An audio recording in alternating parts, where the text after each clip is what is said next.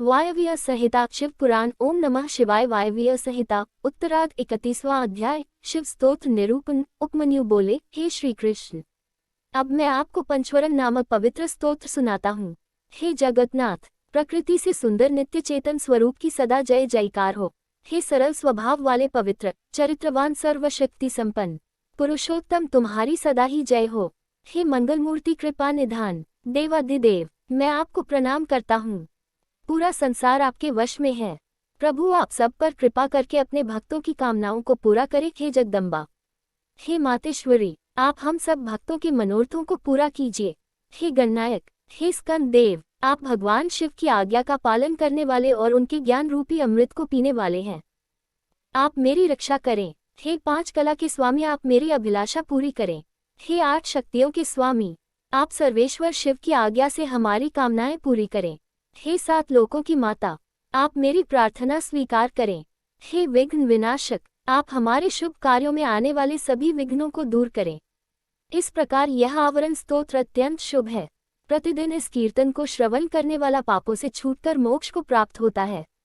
वायव्य संहिता उत्तरार्ध 32वां अध्याय। सिद्धि कर्मों का निरूपण। उपमन्यु बोले, कृष्ण जी, सर्वप्रथम प्राणवायु को जीतना चाहिए, क्योंकि इस पर विजय प्राप्त होने से सब वायुओं पर विजय मिल जाती है।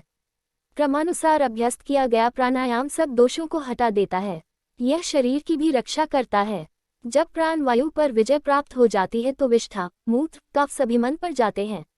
श्वास वायु लंबी तथा देर से आने लगती है।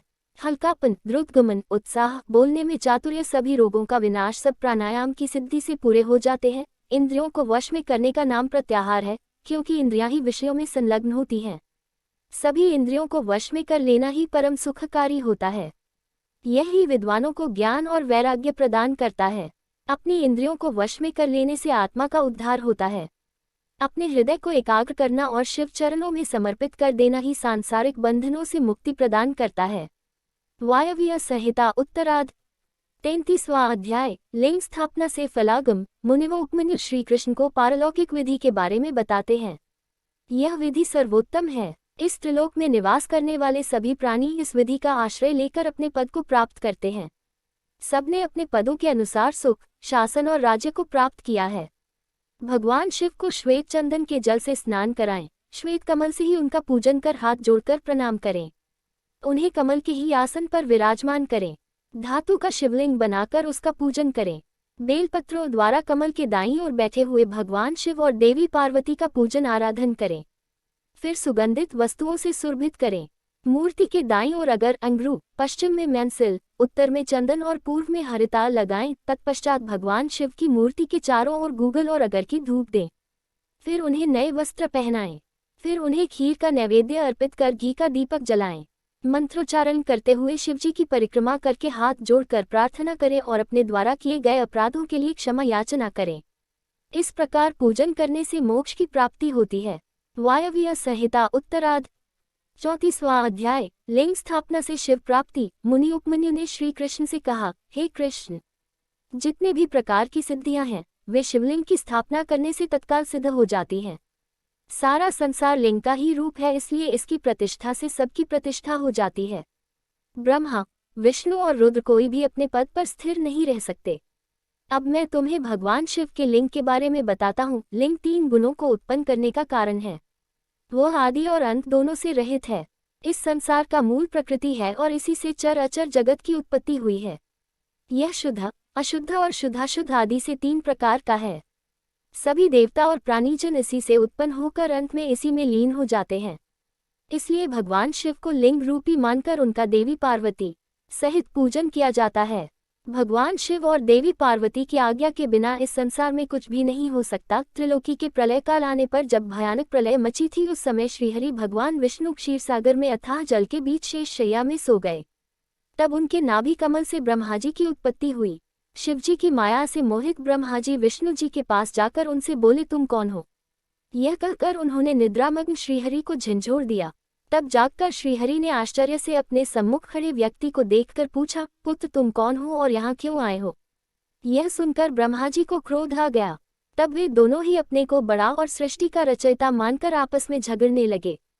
जल्दी ही बढ़ते बढ़ते बात युद्ध तक पहुंच गई और ब्रह्मा विष्णु में भयंकर युद्ध होने लगा।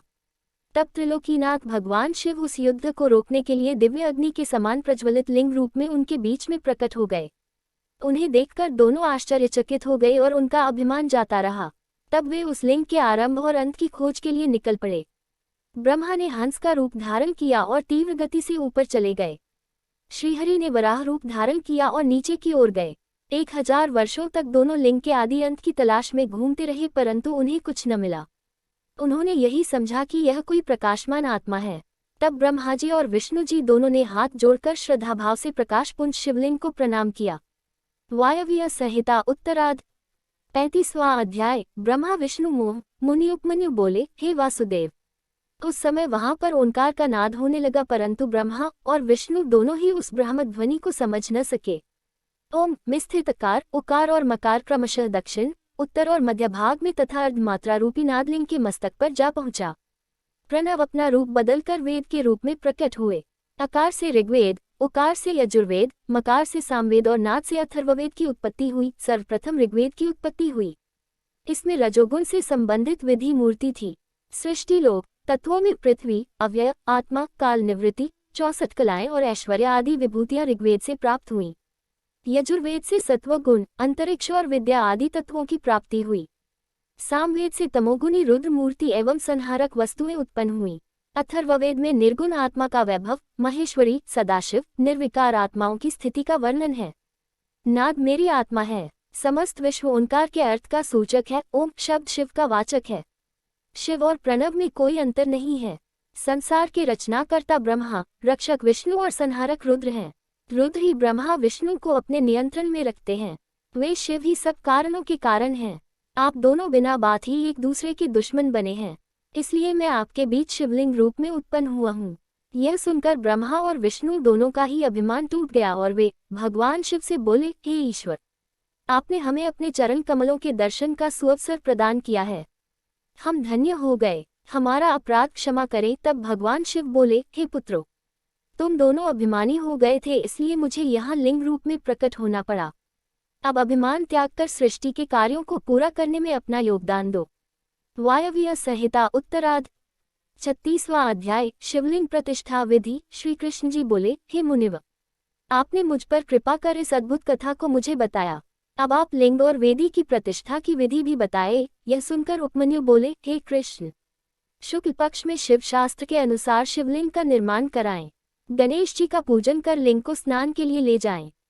5 स्थान की मिट्टी, गोबर और पंचगव्य से शिवलिंग को स्नान कराएं। मंत्रोच्चारण करते हुए लिंग का जल में अधिवास करें। मूर्ति को सुंदर वस्त्र और आभूषण से सुसज्जित कर उनका पूजन करें और उन्हें चौकी पर स्थापित करें। पूर्व की ओर मूर्ति का माथा और पश्चिम में पिंडी होनी चाहिए। तत्पश्चात पुनः स्नान कराकर पूजन करें। वेदी की भूमि के ईशान कोण में कमल लिखें। शिवजी का आह्वान कर पूजन करें। वेदी के पश्चिम में चंडिका कमल लिखकर पुष्प अर्पित करें। फिर शिवलिंग को नए वस्त्रों में लपेटें। विदेश कुंभ और वर्धिनी शैवी की स्थापना करें। फिर 4 विप्र मंत्रोच्चारण करते हुए हवन करें। 108 घी की आहुतियों से हवन करें। हवन के पश्चात पूर्णाहुति दें। फिर महापूजन आरंभ करें। 10 कलशों के जल में शिव मंत्र पढ़कर अंगूठे और अनामिका द्वारा मृत्तिका मंत्र जाप करें। फिर उस जल से शिवलिंग का अभिषेक करें। फिर विदेश के घट से अभिषेक करें। तत्पश्चात दोनों हाथ जोड़कर भक्ति भावना से भगवान शिव का देवी पार्वती सहित स्तुति करते हुए आह्वान करें। फिर पंचोपचार से उनका पूजन करें। पूजन करने के पश्चात हाथ जोड़कर क्षमा याचना करें। फिर अन्य मूर्तियों को भी इसी विधि से स्थापित करें। सब कार्यों के पूर्ण हो जाने पर आचार्य को यथावत दक्षिणा देकर उसके चरण छूकर आशीर्वाद प्राप्त करें। वायव्य संहिता उत्तरार्ध 37वां अध्याय। योग निरूपण। मुनि उपमन्यु बोले, हे केशव, अब मैं आपको योग विधि के बारे में बताता हूँ, जिसके द्वारा सभी विषयों से निवृत्ति हो और अंतःकरण की सब वृत्तियां शिवजी में स्थित हो जाएं, वह परम योग है। योग 5 प्रकार का होता है। मंत्र योग, स्पर्श योग, भाव योग, अभाव योग और महायोग। मंत्रों का उनके अर्थ सहित ज्ञान होना महायोग कहलाता है। मंत्रों को प्राणायाम द्वारा सिद्ध करना स्पर्श योग कहलाता है। जब जिन्हवा मंत्रों को स्पर्श न करते हुए भी उनका जाप करती है तो वह भावयोग कहलाता है। प्रलय के समय से संबद्ध पूरे संसार का विचार अभावयोग कहलाता है। जब साधना करने वाले की सभी मानसिक वृत्तियां भगवान शिव से जुड़ जाएं और वह नित्य शिव चिंतन में मग्न रहे, ऐसी दशा महायोग कहलाती है। सांसारिक बंधनों से मुक्ति की कामना करने वाले मनुष्य ही इस चिंतन और वैराग्य को अपने जीवन में अपनाकर महायोग को प्राप्त करते हैं। हमारे शरीर में रहने वाली प्राणवायु रहने को रोकना प्राणायाम कहलाता है। प्राणायाम रेचक, पूरक और कुंभक 3 प्रकार का होता है। साधक को इनका अभ्यास करना चाहिए क्योंकि इसी से शरीर की शुद्धि होती है। प्राणायाम सगर्भ और अगर्भ 2 प्रकार का होता है। जप और ध्यान वाला प्राणायाम सगर्भ कहलाता है, परंतु जिसमें जप और ध्यान नहीं करते वह अगर्भ प्राणायाम कहलाता है। योगी जन सगर्भ प्राणायाम करते हैं। प्राणवायु पर विजय प्राप्त कर लेने पर सभी वायु उस योगी के अधिकार में आ जाती हैं। प्राणायाम शरीर को पुष्ट, स्वस्थ और निरोगी बनाता है। इसके नियमित अभ्यास से कफ, मूत्र, पुरीश आदि कम हो जाते हैं। समस्त इंद्रियों को अपने वश में कर लेना प्रत्याहार कहलाता है। इंद्रियों को अपने वश में रखने से स्वर्ग और न रखने से नरक की प्राप्ति होती है। इसलिए अपने चित्त को एकाग्र रखना चाहिए। भगवान शिव, जो कि सबके ईश्वर हैं, त्रिलोकीनाथ हैं, का ध्यान करने से योगी का कल्याण होता है। अपने पूरे शरीर के साथ साथ इंद्रियों पर काबू पाने से आत्मा का उद्धार होता है। वायव्य संहिता उत्तरार्ध 38वां अध्याय। योग गति में विघ्न। उपमन्यु बोले, हे केशव, आलस्य, व्याधि, प्रमदा, स्थान, संशय, चित्त का एकाग्र न होना, अश्रद्धा, दुख, वैमनस्य आदि योग में पड़ने वाले विघ्न हैं। इन विघ्नों को सदा शांत करते रहना चाहिए। इन सब विघ्नों के शांत होने पर 6 उपसर्ग उत्पन्न हो जाते हैं। प्रतिमा, श्रवण, वार्ता, दर्शन, आस्वादन, वेदना आदि भोग के विषय हैं। यथार्थ ज्ञान प्राप्त हो जाने पर भी विप्रकृष्ट नहीं होता, यही प्रतिमा है। यत्न के बिना जब सब कुछ हमें सुनाई देने लगता है उसे श्रवण कहते हैं। सभी प्राणियों की बात को जानना और समझ लेना वार्ता कहलाता है। बिना कोई कोशिश किए जब सब कुछ आसानी से दिखाई देने लगे तो उसे दर्शन कहते हैं। दिव्य पदार्थों के स्वाद का नाम आस्वादन है। वेदना को सभी प्रकार के स्पर्शों का ज्ञान माना जाता है। योगी उपसर्ग पाकर सिद्ध हो जाता है। वायव्य संहिता उत्तरार्ध 39वां अध्याय। योग वर्णन। उपमन्यु बोले, हे केशव, त्रिलोकीनाथ भगवान शिव का सभी योगी मुनि ध्यान करते हैं। इसी के द्वारा सिद्धियां प्राप्त होती हैं। सविनय और निर्विषय आदि ध्यान कहे गए हैं। निर्विषय ध्यान करने वाले अपनी बुद्धि के विस्तार से ध्यान करते हैं और ब्रह्म में प्रवेश करते हैं। सविषय ध्यान सूर्य किरणों को आश्रय देने वाला होता है। शांति, प्रशांति, दीप्ति, प्रसाद ये दिव्य सिद्धियां देवी का ध्यान करते हुए प्राणायाम द्वारा सिद्ध होती हैं। बाह्य और आभ्यंतर अंधकार का विनाश प्रशांति और सभी आपत्तियों का नाश शांति है। बाह्य आभ्यंतर प्रकाश का दीप कहा जाता है। जब हमारी बुद्धि शुद्ध हो जाए, यही प्रसाद है। बाहर भीतर के सभी कार्य पूर्ण होने पर सब कारण प्रसिद्ध हो जाते हैं। भगवान शिव, जो साक्षात परमेश्वर हैं, का भक्तिपूर्वक ध्यान करने से सभी पाप तत्काल नष्ट हो जाते हैं। बुद्धि का प्रवाह ध्यान एवं स्मरण से होता है। समस्त ऐश्वर्य, अनिमा आदि सिद्धियां एवं मुक्ति भगवान शिव का स्मरण एवं ध्यान करने से मिलती है। देवाधिदेव महादेव जी का ध्यान मोक्ष प्रदान करने वाला है। इसलिए ज्ञानी मनुष्यों को शिव ध्यान एवं स्मरण अवश्य करना चाहिए। ज्ञान योग यज्ञों से बढ़कर फल देता है। महायोगी योग सिद्ध कर लोकहित और लोक कल्याण हेतु लोक भ्रमण करते रहते हैं। वे विषय वासना को तुच्छ मानते हैं और सब इच्छाओं को त्याग कर वैराग्य ले लेते हैं। वे शिव शास्त्रों में वर्णित विधि के अनुसार अपनी देह का त्याग कर देते हैं। इससे उन्हें मुक्ति प्राप्त हो जाती है। भगवान शिव में अगाध भक्ति और श्रद्धा रखने वाले ज्ञानी मनुष्यों को इस सांसारिक मोह माया से मुक्ति मिल जाती है और वे जन्म मरण के चक्कर से मुक्त होकर परम शिवधाम को प्राप्त कर लेते हैं।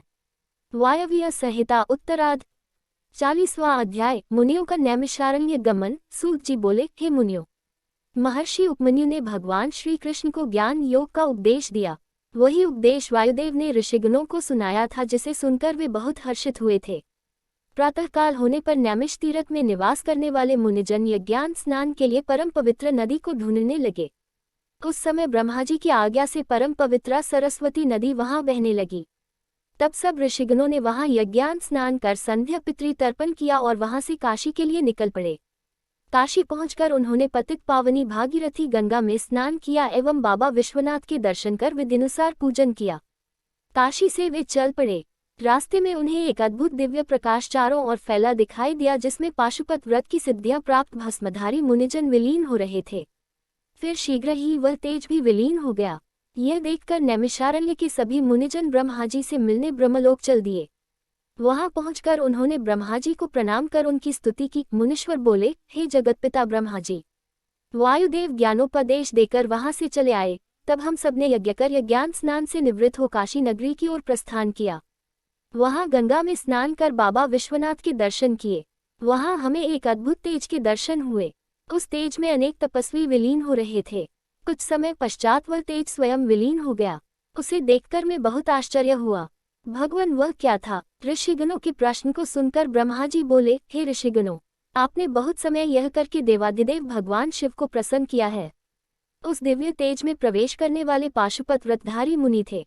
उसके दर्शन का यही अर्थ है कि आपको शीघ्र ही दिव्य लोक की प्राप्ति होने वाली है।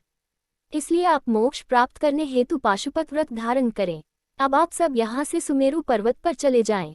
वहाँ सनत कुमार जी आपके आगमन की प्रतीक्षा कर रहे हैं। वे पूर्व में अपने अहंकार के कारण मिले शाप से मुक्ति पाने के लिए वहाँ तपस्या कर रहे हैं। वहाँ उन्हें ज्ञान प्राप्त होगा। वायव्य संहिता उत्तरार्ध 41वां अध्याय। मुनियों को मोक्ष। सूत जी बोले, हे मुनिव।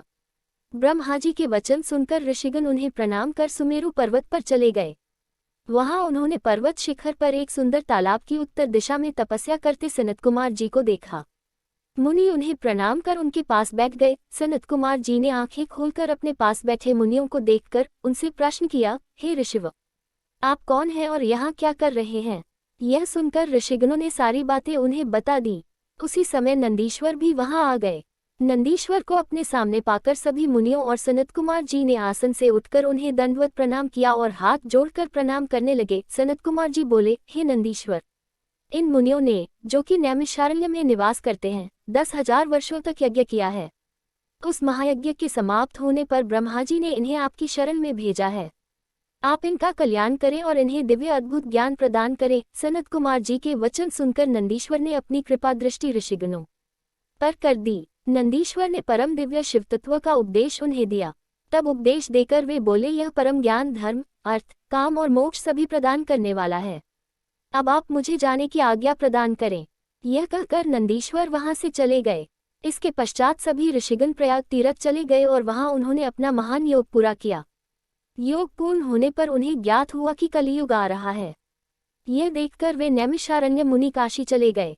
वहां मुक्ति की कामना करते हुए उन्होंने पाशुपत व्रत धारण किया। उनकी सिद्धि सफल हुई और वे शिव पद को प्राप्त हुए। श्री व्यास जी बोले, इस प्रकार यह शिव पुराण पूर्ण हुआ। इस शिव पुराण को आदरपूर्वक पढ़ने अथवा सुनने से सभी पाप नष्ट हो जाते हैं। इसे प्रथम बार पढ़ने या सुनने से सारे पाप भस्म हो जाते हैं। दोबारा श्रवण से भक्तिहीन को भक्ति व भक्त को भक्ति की समृद्धि प्राप्त होती है। तीसरी बार श्रवण करने से मुक्ति मिल जाती है। अपनी मनोकामना पूर्ण करने हेतु इसका 5 बार पाठ करना चाहिए।